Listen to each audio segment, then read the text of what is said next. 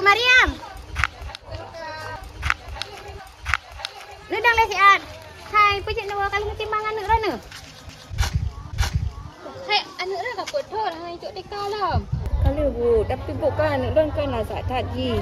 Dia tengok kan ada jak pulau ke dak hana punya kan dia cari kedai di.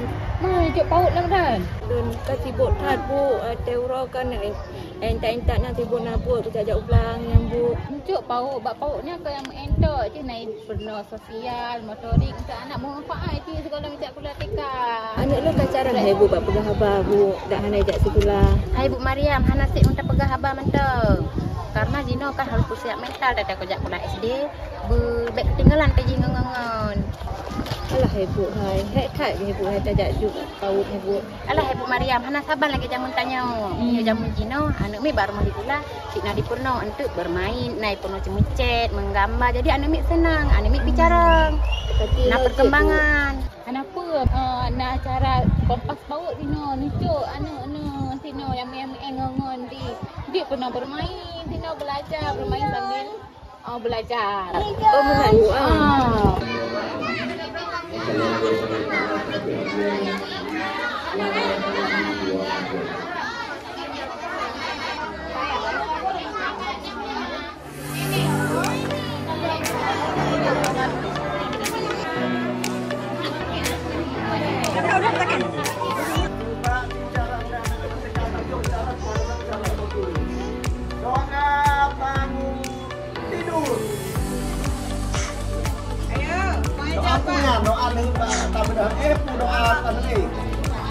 Siapa yang kentut? Katanya dia kesal sambil menatap monyet, beruang, kelinci, dan rubah. Gimana cara kentut?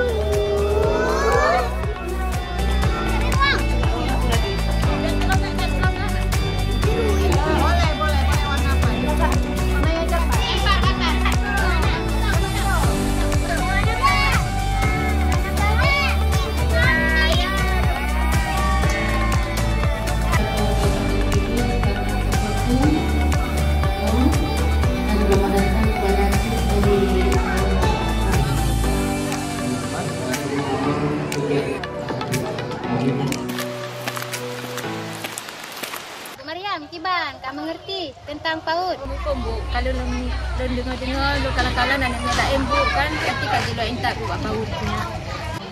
Aku tengok berarti sama-sama terpakat yang nak mak-mak yang nak anak tingkat-tingkat PAUD dah cuba PAUD tengok sama-sama tengok rame-rame di belajar sambil bermain. Terpakat beramai nak PAUD, kita mengerti tentang PAUD.